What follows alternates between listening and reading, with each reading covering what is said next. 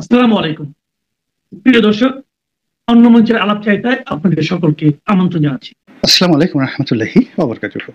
সম্মানিত দর্শক, ক্যান্টনমেন্টের খবর কি, যেটিকে আমরা উত্তরপাড়া বলি। বিশেষ করে Dhaka cantonment, Savar cantonment, Comilla cantonment, Chittagong cantonment, এগুলোতে কি হচ্ছে, সেনাবাহিনীর মধ্যে কি ঘটছে, এবং সেনাবাহিনীর মধ্যে যে বিরোধ, সেটি নিয়ে দেশের বাইরে থেকে ইউটিউবাররা, ফেসবুকাররা বা সামাজিক মাধ্যমে যাদের গত 1 বছর ধরে যথেষ্ট প্রভাব রয়েছে, এবং এই সামাজিক মাধ্যম ব্যবহার করে অনেকে রীতিমতো কোনো একটি রাষ্ট্রের স্রষ্টা, কোনো একটি দেশের প্রধানমন্ত্রী কিংবা কিং মেকার হিসেবে ইতিমধ্যে যারা নিজেদেরকে মনে করেন, এবং তাদের যারা লক্ষ লক্ষ ভক্ত অনুরাগী রয়েছেন, তারাও তাদেরকে ঠিক ওইভাবেই মনে করেন যে তারা অসাধ্য সাধন করতে পারেন। তো এই মানুষগুলো, বেশ কয়েকজন মানুষ, আপনারা সবাই তাদের নাম জানেন, তারা ক্রমাগত অপপ্রচার চালাচ্ছে ক্যান্টনমেন্টের বিরুদ্ধে। এবং সেই অপপ্রচারের প্রেক্ষিতে আমাদের সেনাবাহিনীর যে ক্ষয়ক্ষতি হয়েছে, সেনাবাহিনীর সম্পর্কে মানুষের যে ভয়, আতঙ্ক, যেটা দরকার, খুব বেশি দরকার। তারপরে সেনাবাহিনী আপনার আমার দুলাভাই হবে না, তারা আপনার আমার ভগ্নিপতি হবে না, তারা আপনাকে সকাল বিকাল পোলাও কুরমা খাওয়াবে না। সেনাবাহিনী সমাজে যখন বিশৃঙ্খলা তৈরি হবে, তখন শক্ত হাতে সেই বিশৃঙ্খলা দমন করবে। দেশ যখন বহিঃশত্রু দ্বারা আক্রমণ হবে, তখন তারা নিজেদের জীবন বিলিয়ে দেবে।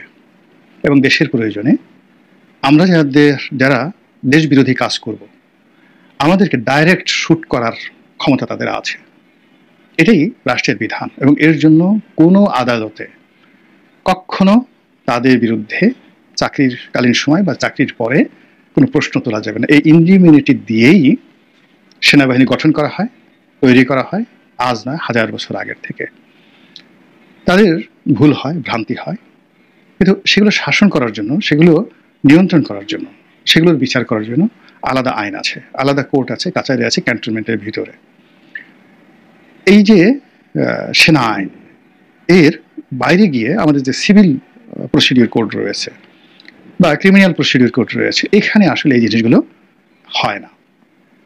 এখন যে কাজটি করা হচ্ছে এই সময়টিতে, সেটা হলো ট্র্যাডিশনাল যে সেনা আইন, সেনাবাহিনীর সদস্যদের বিচার এবং তাদের জীবন আচরণ, তাদের কর্ম, তাদের অধিক্ষেত্র, তাদের বাসস্থান, সব কিছু রীতিমতো সিসিং ফাঁক করে দেওয়ার জন্য গত 1 বছর ধরে এই সামাজিক মাধ্যমে যে ক্রমাগত প্রচার, ক্রমাগত প্রোপাগান্ডা এবং যে ক্রমাগত যাকে বলা হয় উস্কানি চলছে, তার ফলে কি হলো, পরিপূর্ণ ম্যাজিস্ট্রেসি পাওয়ার নিয়ে সেনাবাহিনী গত 1 বছর ধরে মাঠে থাকা সত্ত্বেও তারা বলতে গেলে অনেকটা অসহায়ের মতো নীরব দর্শক হয়ে কিংবা পথচারী হয়ে টহল দিয়ে যাচ্ছে শুধু। কিন্তু আইনশৃঙ্খলা রক্ষা থেকে শুরু করে ঠিক আইনশৃঙ্খলার উন্নয়ন এবং জনগণের আস্থা, বিশ্বাস এবং ভালোবাসার যে প্রতীক হিসেবে সেনাবাহিনীকে কল্পনা করা হয়, সেই জায়গাটা এখন এমন একটা জায়গাতে চলে এসেছে যেটা রিগেইন করা সত্যিকার অর্থে সেনাবাহিনীর জন্য দুষ্কর, এবং আগামীতে বহু বছর সময় লাগবে। এটা হলো এই অপপ্রচারের ফল। 2 নম্বর হলো যে সেনাবাহিনীর পক্ষে আমাদের এই সামাজিক মাধ্যমে বলতে গেলে যে অপপ্রচার হচ্ছে, তার কাউন্টার প্রচার করার কোনো লোক নেই, কেউ নেই, বিভিন্ন কারণে নেই।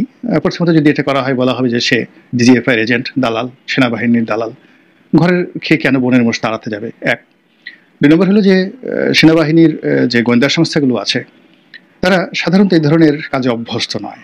আমাদের সমাজে যারা সত্যিকার অর্থে ইনফ্লুয়েন্সিয়াল সাংবাদিক, বুদ্ধিজীবী, যাদের কথা শুনে মানুষ বিশ্বাস করে, তারা কখনোই এই ধরনের সেনা গোয়েন্দা বা সেনাবাহিনীর এদের সাথে কখনো সংযোগই রক্ষা করে না। সেনাবাহিনী কখনো এদের কাছে আসতে সাহসই পায় না। যেমন ধরুন একজন সিরাজুল ইসলাম চৌধুরী, কিংবা ধরুন যে কোনো একজন বাংলাদেশের সম্মানিত ব্যক্তি ছিলেন, যেমন বদরুদ্দিন ওমর মারা গেলেন। তো এদের সঙ্গে বদরুদ্দিন ওমরের কাছে গিয়ে সেনাবাহিনীর ডিজিএফআই ডিজি দেখা করবেন, কথা বলবেন, এটা কিয়ামত হয়ে যাবে, এটা সম্ভব না। কিংবা ধরেন নুরুল কবির সাহেব আছেন, এখন ধরেন নুরুল কবির সাহেব যদি একটা কথা বলেন, তিনি প্রথমত তিনি ওই অপপ্রচারকারী তাদের বিরুদ্ধে তিনি কোনো কথা বলবেন না, এটা তিনি সেই লেভেলের না, তার কি দরকার? তো তার দরকার নেই। কিংবা নুরুল কবির সাহেবের মতো মানুষ, তিনি কেন সেই পিনাকি ইলিয়াস এদের কাউন্টার কথা বলতে যাবে, সে বললো যে ওরা যদি আমাকে গালিগালি করতে মেরেও ফেলে, তবু আমি আসলে তাদের পর্যায়ে বলতে পারবো না। এটাতে প্রথমত তিনি এই লেভেলের না। দ্বিতীয়ত, সেনাবাহিনী রাষ্ট্র বা কোনো পক্ষের দালালি করার মতো যে ব্যক্তিত্ব লাগে বা কারো পক্ষে একেবারে যতটুকু সত্য তুলে দরকার অতটুকু তারা করছেন, আমরাও করছি। তো আমি জাস্ট ওনাকে একটা উদাহরণ দিলাম যে ওনার মতো অন্যান্য যারা আছেন তারা কখনোই এরকম সেনাবাহিনীর পক্ষে গিয়ে একেবারে ওয়াকারের পক্ষে কথা বলবেন, সেনাবাহিনীর পক্ষে কথা বলবেন, ডিজিএফের পক্ষে কথা বলবেন, এটা আসলে হয় না। সেনাবাহিনীর অবলম্বন বলতে তাদের একটা আইএসপিআর আছে, এবং সেই আইএসপিআরে যারা কর্মকর্তা আছেন তারা যদি এমনি আসলে তাদের যে ড্রাফটগুলো হয় সেই ড্রাফটগুলো ভালো মানেন না, সুখপাঠ্য না, তারা যা বলেন ওটা মনোযোগ সহকারে পড়া যায় না। বাংলাদেশে যাদের ধরেন কলমের হাত আছে, তারা যদি আইএসপিআর যদি মনে করেন যে গোপনে হুমায়ুন আহমেদের মতো বা ইমদাদুল হক মিলনের মতো যারা খুব চমৎকার ভাষায় লেখেন, গল্পের মতো করে লেখেন, তাদের নিকট থেকে মানে তারা যা বলতে চান এই বিষয়গুলো লিখিত আকারে যদি আনা হতো এবং সেগুলো যদি আইএসপিআর মানে সেই প্রথম পাতায়, প্রথম আলোর প্রথম পাতায়, বাংলাদেশ প্রতিদিনের প্রথম পাতায় এইভাবে তারা প্রকাশের ব্যবস্থা করতে মানুষ কিন্তু পড়তো। কিন্তু আইএসপিআর যেভাবে মানে সংবাদ বিজ্ঞপ্তি দেয় ওটা আসলে কেউ পড়ে না। ফলে কি হলো, ওখানে যে সকল কাউন্টার জবাব আসে, যা কিছু আসে, এটা জনগণের কোনো দৃষ্টি আকর্ষণ করে না, কেউ পড়েও দেখায় না। ফলে কি হলো, এই যে গত 1 বছর কিংবা অতীতে এই সেনাবাহিনীর বিরুদ্ধে যে সকল প্রচার চলেছে, প্রোপাগান্ডা চলেছে, সেই প্রচার এবং প্রোপাগান্ডা এমন একটা জটিল অবস্থা তৈরি করে ফেলেছে। ফলে সেনাবাহিনীর যে 72 থেকে এ পর্যন্ত কিংবা পাকিস্তান জামানা থেকে এ পর্যন্ত টোটাল সেনাবাহিনীর যেটিকে ইংরেজিতে বলা হয় লিগেসি, ঐতিহ্য, সেই ঐতিহ্যটা আসলে একেবারে ডাউনগ্রেডে চলে গেছে। এটা হলো বাস্তবতা। 2 নম্বর হলো যে সেনাবাহিনীর অনেক মেশিনারিজ আছে। প্রথমে যখন এই সমস্যাগুলো তৈরি হলো, সেনাপ্রধানকে নিয়ে, সেনাবাহিনীর ঊর্ধ্বতন কর্মকর্তাদেরকে নিয়ে যখন অকথ্য ভাষায় গালাগাল দেওয়া হলো, খুব মানে গালাগাল দেওয়া হলো, তারা যদি সেই রাজনৈতিক ব্যক্তিদের মতো কৌশলী হতেন, তারপরে ব্যবস্থা নিতেন, এই রাষ্ট্রের হাতে অনেক শক্তি, মানে একটু শব্দ করার একেবারে সময় ছিল না। আপনাকে একটা জাস্ট, আমি সাধারণত স্ল্যাং ল্যাঙ্গুয়েজ কখনো ব্যবহার করি না, কিন্তু একটা উদাহরণ দিলে বুঝতে পারবেন। যেহেতু আমরা গার্মেন্টস ব্যবসা করি, একটা বায়ার্স মিটিংয়ে মানে এক বড় গার্মেন্টস মালিকের ব্যক্তিগত অভিজ্ঞতা, তো গার্মেন্টস মালিকের সঙ্গে বায়ারের কথাবার্তা হচ্ছে, তো গার্মেন্টস মালিক খুব শাউট করছে, তার শাউট করছে এবং খুব কৌশল করছে। আর বায়ার, আমেরিকান বায়ার, মানে ইহুদি। তুমি একটা সময় বলুন যে দেখো, উই আর আমেরিকান জিউস, আমরা আমেরিকান ইহুদি, আমরা তোমাদের বাঙালিদের মতো রক্ত গরম করি না, রক্ত গরম করি না। তোমরা তো ঘুষি দিয়ে জাস্ট রক্ত বের করে ফেলো, নাক ফাটিয়ে ফেলো, সঙ্গে সঙ্গে ক্রিমিনাল কেসে পড়ে যাও। আর আমরা ওটা করি না, আমরা তোমার যে বল, যে বিসি আছে, ওই বিসি চেপে ধরি। ফলে হাত উঁচু করে সারেন্ডার করার জন্য তোমরা মানে মানে প্রস্তুত হয়ে যাও, বা মানে আমি যখনই তোমার বিসি চেপে ধরি সঙ্গে সঙ্গে তুমি সারেন্ডার করার জন্য হাত উঁচু করে ফেলো। তোমাকে কি করে শাসন করতে হয় আমি সেটা জানি, এই বাঙালিদেরকে কিভাবে শাসন করতে হয় সেটা আমেরিকান জিউস আমরা জানি। তোমার সমস্ত অর্ডারগুলো আমি এখন ক্যান্সেল করে দিলাম। তো এরকম। তো এখন রাষ্ট্রশক্তি সবসময় যে আপনাকে মামলায় যেতে হবে, মোকদ্দমায় যেতে হবে, সবসময় যে আপনাকে কথার জবাবে কথা দিতে হবে, not like that. There are many many procedures. সেই প্রসিডিওর দিয়ে আপনি যে কোনো, আপনার যারা প্রতিপক্ষ, তাদের মনে আতঙ্ক তৈরি করতে পারেন, আর সেটা যদি আপনি করতে না পারেন, কারো মুখ যদি বন্ধ করতে না পারেন, সেটা তো আপনার ব্যর্থতা। তো সেই ব্যর্থতাটা সেনাবাহিনীর ঊর্ধ্বতন কর্তৃপক্ষ, তাদের বিভিন্ন ডিপার্টমেন্ট এবং as a whole the cantonment, তারা গত 1 বছর যাবৎ মানে পাহাড়ের মতো তারা ধৈর্য দেখানোর চেষ্টা করেছে। ঠিক আছে, যখন আম জনতা, মাস পিপল, তাদের সাথে ধৈর্য দেখায় সেটা ঠিক আছে, কিন্তু যখন পার্সেন্ট টু পার্সেন্ট, যখন কোনো একটা পার্সন ডিফেম করে বসে 2 লক্ষ বা 2.5 লক্ষ সদস্যের একটা বাহিনীকে, একজন সিঙ্গেল পার্সন, যখন সে 2 কোটি মানুষকে কনভিন্স করে ফেলছে একটা বক্তব্য দিয়ে, আর তখন বসে বসে তার আঙ্গুল চুষছে আর লেমন চুষ খাচ্ছে আর বলছে ইন্না লিল্লাহ ইন্না ইলাইহি লা ইলাহা ইল্লা আনতা সুবহানাকা ইন্নী কুনতু মিনাজ জালিমিন, কিংবা মনে মনে বলছে যে ওরা আমার সন্তানের মতো, ওরা আমার ভাইয়ের মতো, ওরা আমার পিতার মতো, তিনি আমার পিতার মতো, তিনি আমার বড় ভাইয়ের মতো, আমি বেয়াদবি করি কি করে, ভবিষ্যতে শিখবে, আল্লাহ তাকে হেদায়েত দান করুক। এগুলো ওয়াজের ময়দানে হয়, এগুলো যুদ্ধের ময়দানে এগুলো হয় না। বাংলাদেশের যে অবস্থা, সেই অবস্থায় আজকের এই যে সেনাবাহিনীর যে দুরবস্থা, সেই দুরবস্থার জন্য সেনাবাহিনীর যে কর্মকর্তা, তারা কোনো অবস্থাতে তাদের দায় এড়াতে পারবেন না। এখন রাতারাতি ইচ্ছে করলে এই জিনিসটা হচ্ছে না। ফলে কি হচ্ছে, সাধারণ মানুষের মধ্যে অস্থিরতা তৈরি হচ্ছে, আতঙ্ক তৈরি হচ্ছে, ব্যবসা বাণিজ্যে কেউ সিদ্ধান্ত নিতে পারছে না, সব জায়গাতে একটা ঢিলাঢালা অবস্থা। টিউনো সাহেব দায়িত্ব পালন করছেন না, ডিসি সাহেব দায়িত্ব পালন করতে পারছেন না, এসপি সাহেব ভয় পাচ্ছেন, জেলাতে একজন বিনিয়োগ করবে পারছে না, ঘুষের রেট বেড়ে গেছে। ছোট ছোট কর্মকর্তা, ইউনিয়ন পরিষদের সেই সচিব থেকে শুরু করে তহসিলদার পর্যন্ত তারা সবাই এক একজনের মেজর জেনারেল হয়ে গেছেন, এক একজনের লেফটেন্যান্ট জেনারেল হয়ে গেছেন।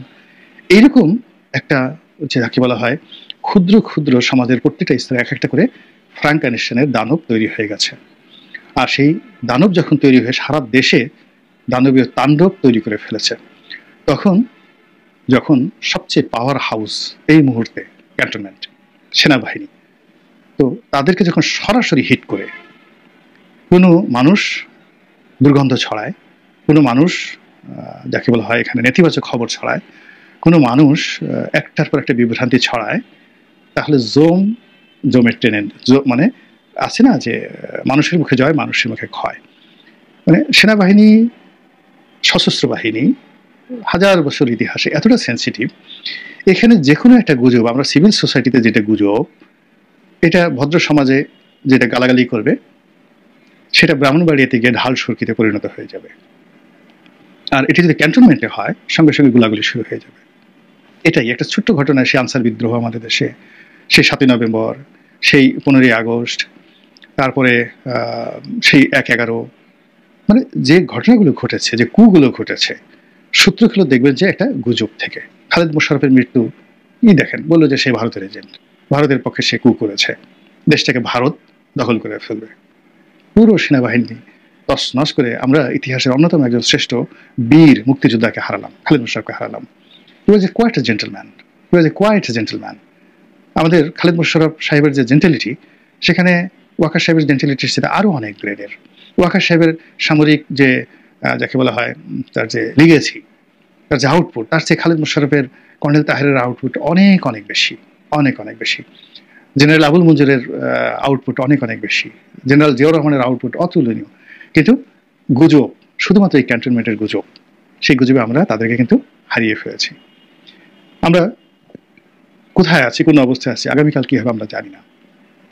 এখনো পর্যন্ত আমাদের রাষ্ট্রের যতটুকু শক্তি অবশিষ্ট রয়েছে, আমাদের মধ্য থেকে যারা কর্তা ব্যক্তি, তারা যদি হুঁশে ফিরেন এবং তারা যদি সঠিক সময় সঠিক সিদ্ধান্ত নিতে পারেন, তাহলে এই দেশ, এই জাতিকে রক্ষা করা সম্ভব। অন্যথায় কি হবে একমাত্র আল্লাহ ছাড়া কেউ জানেন না।